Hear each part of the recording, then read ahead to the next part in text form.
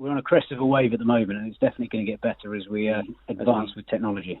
Hello from a very chilly England. Now, yesterday I was invited on Love Sport Radio to talk to Johnny Burrow, Martin Allen and Guy Watts, all about electric vehicles. We are joined by Rick Boulamir, aka @TheSustainableDad, who's a journalist and sustainable transport expert. Good afternoon, Rick. How close are we to electric cars being the norm? Very close. But just to put it into a quick bit of context, what this was all about, it was reacting to a story in the Times by Robert Perry, which was all about his journey from London to Edinburgh in an electric car, which he didn't seem to enjoy too much.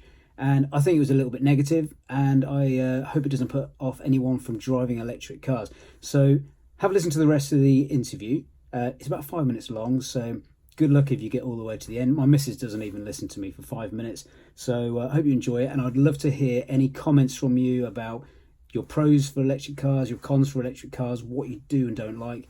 And check out @SustainableDad for more info on how to be more sustainable. How close are we to electric cars being the norm? How good is the tech? Well, that's a good question, Johnny. We're close, but not quite close enough for my liking.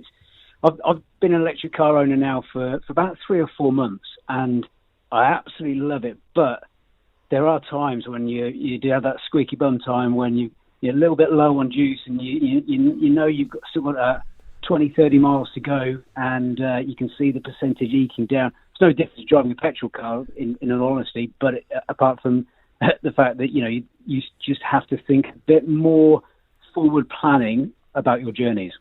And compared to a petrol car, Rick, how long does a kind of full charge last you on the average electric car?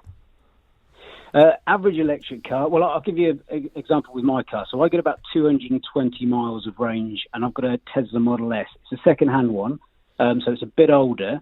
The new Model S's, the new Teslas, which you get around 350, 375, something like that on a full charge. So that's a lot of range. 220 miles for my car.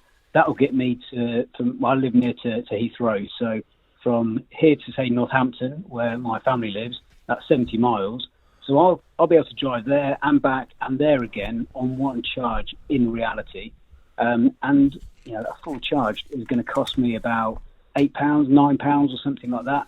Whereas with a petrol car, it's going to cost me nearly 3 times that, maybe 20, 25 quid or something like that to do the equivalent range. So it's good money-wise, but there are going to be some people listening to this, because Love Sport, of course, a national station, thinking, OK, these electric cars, all well and good if you live in London, where you've got charging points around every corner.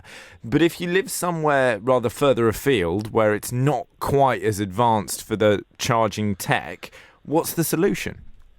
You can charge anywhere. I mean, where can you charge your phone?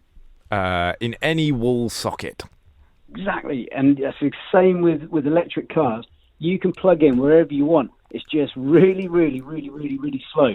So there are ways of increasing your charge, and you can have certain chargers installed. So, for example, my house, I can charge my car every time I go home. So let's say I'm driving into London tomorrow, and I know that I've got to do 50, 60 miles, and I've only got 50, 60 miles on the clock. I'll just plug in for a couple of hours, make sure I've got that buffer zone, and I'll be able to get in and out of London no problem. Plus, I've got no CO2 emissions, I've got no commuting costs, I've got no congestion charge as well. So you pay 10, 11 quid now just to commute into town. Plus, if you've got a high emission vehicle as well, you get an extra kick in the teeth because you've got extra emissions. Now, you can plug in anywhere, but they're not very fast. So there are certain energy companies now which are trying to install them in all different places. So the tech is coming, and I was at the Fully Charged live show last week, so the exhibitor briefing ahead of Fully Charged, which is a big event for anyone that likes EVs or anyone that wants to be more sustainable in their driving. And there's so much tech coming. It's definitely we're on a crest of a wave at the moment, and it's definitely going to get better as we advance with technology. Rick, how long does it take to fill up your car with electricity? Well, it depends on the charger, Martin. So if, say for example, I go to a Tesla supercharger, that might be 150 kilowatts, and that's a really fast charger. So the fastest I could charge at mine would be fully charged in about half an hour. But if I do it on my 3-pin plug from the house, it's going to take over a day. So it's not ideal, but it's just there for topping up, really. Yeah. And but you don't have to top up all the time. It all depends on your lifestyle as well. If you're driving every day and you're doing 500 miles a day, electric car isn't for you at this stage. But there's charging networks popping up all over the place. So let's say at football grounds, they could have numerous parking charges and make it a destination as well. So hotels, for example, and you were talking about that the article by Robert Lane at the Times, which is a really good article. I enjoyed it, and he does face a lot of the problems that a lot of people face. In that, you do worry about how far you're going to go. But he was driving to Scotland, for God's sake. So of course it's going to be a difficult. You have to plan ahead, and the Tesla charging system is much more superior to a lot of the other charging systems. I guess it's similar to Android versus iPhone.